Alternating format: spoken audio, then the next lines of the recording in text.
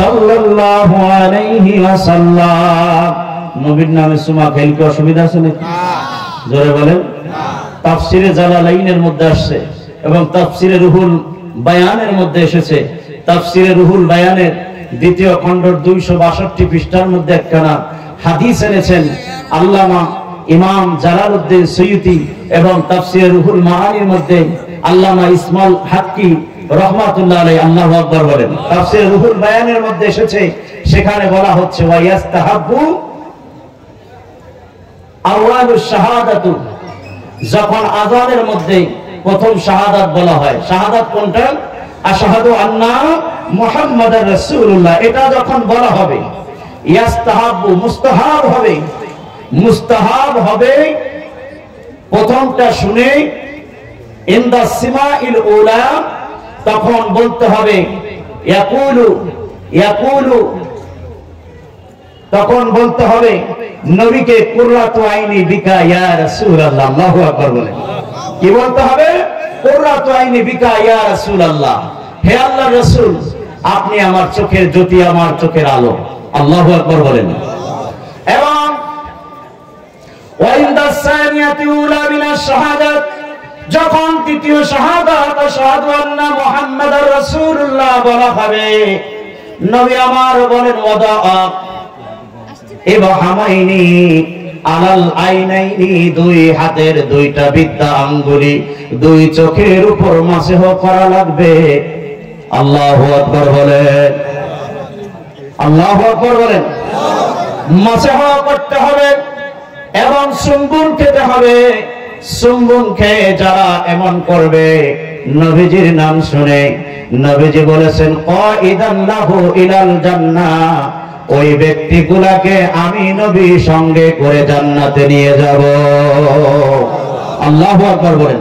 দুরুল মুখতারের মধ্যেও এটা রয়েছে। আল্লাহু আকবার। গভীর মনোযোগ আমার ভাইরা, নবীর নাম শুনলে চুমা খাবেন, ক্ষতি নাই, এটা আপনার আদব মহব্বত, এটা হলো মুস্তাহাব। তবে জোর করে কেউ যদি না খায় তাকে খাওয়াইতে যায়েন না, ঠিক না বলে? জোর করে খাওয়ানো যাবে না। তো আমার নবীর দুইজন সাহাবী এভাবে কথা বলা বলি করার পর আল্লাহ যখন আয়াতে কারিমা নাযিল করে দিলেন, আল্লাহ পাক রব্বুল আলামিন অনেক আমল করে ধ্বংস করে দিবেন ইমানদারদের, তাই কোন সাহাবীরা আর কোন কথা বলে না। নবীর ভালো লাগে না, আল্লাহ পাক আমাকে প্রেমের জন্য বানাইছে, সেই প্রেম সাহাবীদের মধ্যে বিলাইতে পারছি না। আল্লাহ পাক রব্বুল আলামিন প্রেম বিলানের ব্যবস্থা করে দিলেন একটা হাদিসের মাধ্যমে, যে হাদিসকে পৃথিবীর ইতিহাসে মুসলমানরা হাদিসে জিবরাইল হিসাবে জানে। আল্লাহু আকবার বলুন, জবান খুলে বলুন আল্লাহু আকবার। গভীর মনোযোগ আমার ভাইরা, সেই হাদিসের মধ্যে আমার নবীকে জিবরাইল আলাইহিস সালাতু ওয়াস সালাম তিনি প্রশ্ন করেছিলেন। হযরত ওমর ইবনুল খাত্তাব রাদিয়াল্লাহু তাআলা আনহু থেকে বর্ণিত, তিনি বলেন রাসূল পাক সাল্লাল্লাহু আলাইহি সাল্লামের কাছে আমরাও ছিলাম, এমন সময় রাসূল সাল্লাল্লাহু আলাইহি সাল্লামের কাছে আগন্তুক একজন ব্যক্তি আসলো, যার চেহারা আমরা কোনোদিন দেখি নাই, যাকে আমরা চিনি না। কুচকুচে কালো চুল, ধবধবে সাদা পোশাক, লম্বা লোকটা, সুন্দর চেহারার, সুন্দর আকৃতির আসলো, তাকে আমরা চিনি নাই, তার মধ্যে কোন সফরের চিহ্ন ছিল না।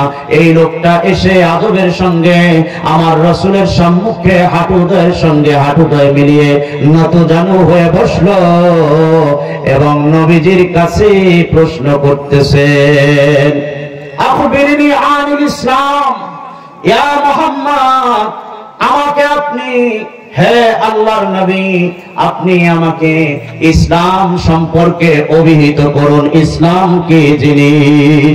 আপনারা কি ইসলাম কি জানতে চান? জনে বলেন, জানতে চান? হাদিসে পাকের মধ্যে এসেছে অন্যত্র, বুনিয়াল ইসলামি আলা খামসিন শাহাদাতিন আল্লা ইলাহা ইল্লাল্লাহ ওয়া আন্না মুহাম্মাদুর রাসূলুল্লাহ ওয়া ইকামিস সালাতি ওয়া ইতাইজ যাকাত ওয়াল হজ্জ ওয়া সাওমি রমাদান। আল্লাহু আকবার বলেন। নবী বলেছেন ইসলামের বুনিয়াদ, মূল স্তম্ভ হলো পাঁচটা। কয়টা?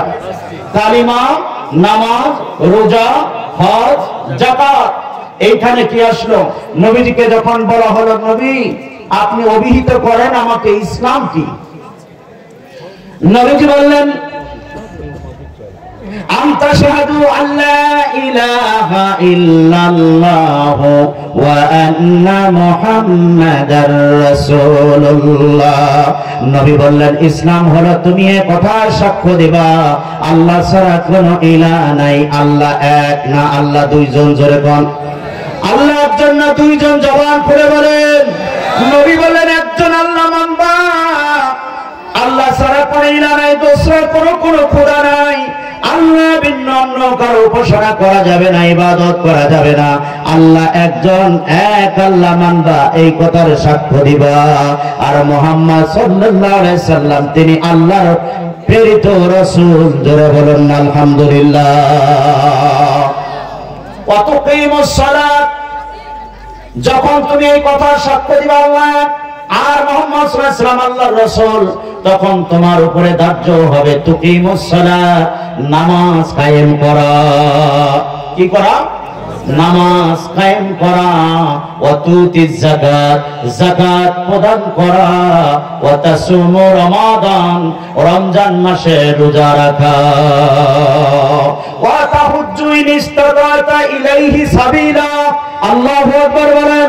সামর্থ্যবান যদি হও, পথে খরচ যদি তোমার থাকে, পথে খরচ করে তুমি মক্কাতুল মুকাররমা এবং নবীজির রওজা মদিনাতুল মুনাওয়ারার জিয়ারতে যাবা, এইটা হলো ইসলাম। জোরে বলেন আল্লাহু আকবার। তো কি কি পাইলাম? এই কথার সাক্ষ্য দিয়া, মানে এটা কি? কালিমা। এটা কি? কালিমা। আর 2 নম্বরে পেলাম তুকিমুস সালাত, নামাজ কায়েম করতে হবে। তুতিজ যাকাত, যাকাত প্রদান করতে হবে। ওয়া তাসুমু রমাদান, রমজান মাসে রোজা রাখতে হবে। এক মাস রোজা আমাদের জন্য ফরজ না? সেই রমজান মাসে রোজা রাখতে হবে। ওয়া তাহুজ্জু ইন ইসতাতা ইলাইহি সাবিলা, এবং সামর্থ্যবান হলে হজ করতে হবে। এখানেও 5টাই পাইলাম, ঠিক কিনা বলেন? এই হাদিসেও 5টা। নবী বললেন এটার নাম হলো ইসলাম। এটার নাম কি? এটার নাম হলো ইসলাম।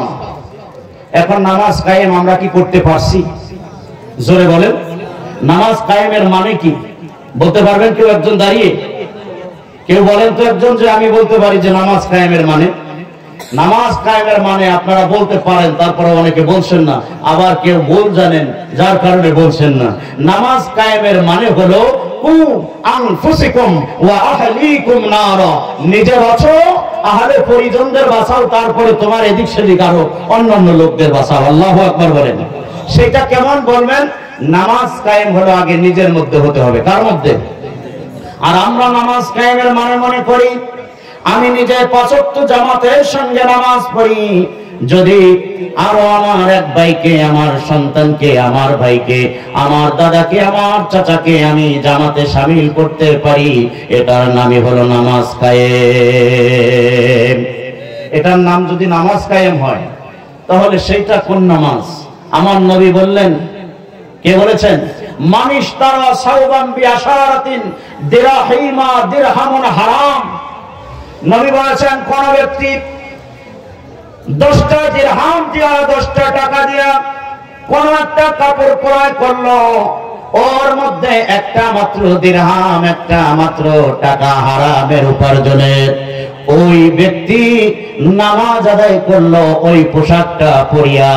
আমার নবীজি বলেন লাম ইয়াকবালুল্লাহু লাহু সালাতা মা দামা আলাইহি, আল্লাহ পাক রব্বুল আলামিন ওই ব্যক্তির কোন নামাজই কবুল করবে না। যেই নামাজ কবুল হয় না, ওই নামাজ কি নামাজ কায়েম বলে নাকি? জোরে বলে। তার মানে নামাজ কায়েমের মানে হলো ইন্নাস সালাতা তানহা আনিল ফাহশাই ওয়াল মুনকার।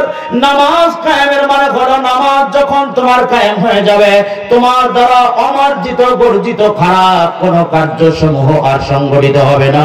তুমি ভালো কাজ করবা, সুদ ঘুষ ছেড়ে দিবা, তুমি মিথ্যা ছেড়ে দিবা, মানুষের শিকায়াত করা, মানুষের গীবাত করা, সমালোচনা করা ছেড়ে দিবা, মানুষের ক্ষতি করা ছেড়ে দিবা। আমি আপনি দুধ দহন করি, গাভীর স্তন্য থেকে 2 সার বাজার নিয়ে বিক্রি করি 3 কেজি, আবার বাড়িতেও থাকে 1 সের। জোরে বলেন নাউজুবিল্লাহ। নামাজ 5 ওয়াক্ত জামাতে গিয়ে পড়ি, আবার চাচাতো ভাইকে মসজিদে নিয়ে যাই, ভাই আইরে নামাজ কায়েম করি, জামাতে নামাজ পড়া 70 গুণ বেশি সওয়াব। এটা কি নামাজ কায়েম? নামাজ কায়েম হলো নিজে আগে নামাজ আদায় করে আপনি আপনার ভিতরে কায়েম করেন, মানে স্থাপন করেন, জারি করেন, চালু করেন এমন একটা বিষয় যেটা নামাজ মানুষকে সমস্ত প্রকার খারাপ কার্য সমূহ থেকে ফিরায় রাখে। আল্লাহু আকবার বলেন, আরো জোরে বলুন আল্লাহু আকবার। সেই নামাজ আমাদের কায়েম করতে হবে, যেই নামাজের মাধ্যমে আমাদের মধ্যে পাপ পঙ্কিলতা দূর হয়ে যাবে। সেইটা যদি আমি করতে পারি, আর একজন আমার নামাজ দেখে দেখবে যে ও নামাজি, ও নামাজ নিজে কায়েম করেছে, এটি আগে ছিল সুদখোর বড়, আরে সুদ ছেড়ে দিয়েছে, এ ছিল বড় ঘুষখোর, ঘুষ ছেড়ে দিয়েছে, এ ছিল বড় মিথ্যাবাদী, সমাজে আর মিথ্যা কথা বলে না, এ ছিল চকুলখোর, চকুলখুরি ছেড়ে দিয়েছে, এ ছিল মানুষের ধ্বংসকারী, মানুষের ক্ষতিকারী, মানুষের ক্ষতি করা ছেড়ে দিয়েছে। কাজেই নামাজ যদি এত সুন্দর হয়, নামাজ যদি এত ভালো হয়, ওই যেই ব্যক্তি আপনাকে দেখবে নামাজ পড়ে আপনি পাপ ছেড়ে দিয়েছেন, ওই ব্যক্তি মনে করবে সে তো নামাজ পড়ে এগুলো ছাড়লো, কাজেই সে ভালো মানুষ হয়ে গেছে, আমিও ভালো মানুষ হইতে চাই, আমি নামাজ পড়তে যাই। আল্লাহু আকবার বলেন। তখন যদি আপনি ডাক দেন আসেন জামাতে নামাজ পড়তে যাই, আপনার মধ্যেও কাজে লাগবে, ওই ব্যক্তিও আপনাকে দেখে কি করবে, তার মধ্যেও সেই নামাজ কায়েমের অভ্যাস আসবে। আর আপনি নামাজ পড়ে সুদ খান, ঘুষ খান, আমি আপনি সুদ ঘুষ খাই, মিথ্যা বলি, জেনা ব্যভিচারে লিপ্ত থাকি, নামাজও পড়ি, আর একটা যেটা নামাজ পড়তে যাবে ও মনে করবে নামাজ পড়ার সূত্রই মনে হয় এইটা, যে নামাজ পড়া লাগবে, জেনা করা লাগবে, নামাজ পড়া লাগবে, মিথ্যা কথা বলা লাগবে, নামাজ পড়া লাগবে, সুদ ঘুষ খাওয়া লাগবে, নামাজ পড়া লাগবে, অপরকে ঠকানো লাগবে, বাইরের সম্পত্তি কিভাবে কলম খাতার খোসা দিয়ে নিজের নামে করে নিয়ে যাবে, এতিমের সম্পদ কিভাবে লুণ্ঠন করা যাবে, সেই ব্যবস্থা যদি আমরা করি, আবার নামাজও পড়ি, এই সমস্ত নামাজ আমাদের কাজে লাগবে। আমাদের মধ্যে নামাজ কায়েম হবে না। আমরা জাকের পার্টি যে ইসলাম প্রচার করি, সেই ইসলাম থেকে আমরা শিক্ষা দিতে চাই মানুষকে সত্য ইসলাম, যাতে মানুষ সত্যভাবে কিভাবে নামাজ পড়লে নামাজটা কায়েম হবে, সেই নামাজ জাকের পার্টির মাধ্যমে এবং বিশ্বলি আমার কেবলা জান হুজুর তিনি শিক্ষা দিয়েছেন, এবং জাকের পার্টির মাধ্যমে সেই নামাজের শিক্ষা মানুষের কাছে পৌঁছানোর জন্যই আমাদের এই দাওয়াতি জলসা। জোরে বলেন ঠিক কিনা? আরো জোরে বলেন ঠিক কিনা? ভাইরা, আমরা নামাজ পড়ি, নামাজের আগে আমাদের বলে দেওয়া হয় যে সকলেই কাতা সোয়া করে দাঁড়ান, খেয়াল আপন আপন কলবে ডুবান, খেয়াল কলবে কলব আল্লাহর দিক, আল্লাহ দেখতেছেন, সকলে দিলের হাল, খেয়াল কলবে ডুবায় রাখলে নামাজ আল্লাহ মনে থাকবে। আর খেয়াল যদি কলব হতে বের হয়ে যায়, নামাজে আল্লাহ কি হয়ে যায়? ভুল হয়ে যায়। নামাজে যদি আল্লাহ ভুল হয়, সেই নামাজ কি নামাজ থাকে? জোরে বলেন। আমার নবীর সাহাবী হযরত আলী রাদিয়াল্লাহু তাআলা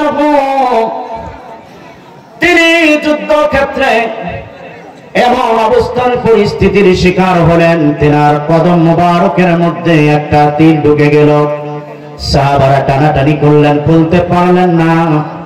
নবীজি আমার বললেন, সাহাবীরা রে, এইভাবে টেনে তোমরা আলীর কদম থেকে তীর খুলতে পারবে না। আলী রাদিয়াল্লাহু আনহু যখন নামাজে যায়, তোমরা নামাজের মধ্যে তার কদম থেকে তীরটা তুলবা। আলী রাদিয়াল্লাহু তাআলা আনহু নামাজে দাঁড়াইলেন, তীর খোলা হলো, একটু উহা শব্দ করলেন না। নামাজ শেষে সাহাবীরা জিজ্ঞাসা করলেন, ভাই আলী রে, নামাজ বেঁধে রেখে তীর খোলার জন্য কত আমরা চেষ্টা করেছি, পারি নাই, ব্যথার যন্ত্রণায় ছটফট করেছো, কান্না করেছো, যখন নামাজে দাঁড়াই গেলা, আমরা তীর খুলতে যখন লাগলাম, একটু উহুয়া শব্দ তুমি করো না।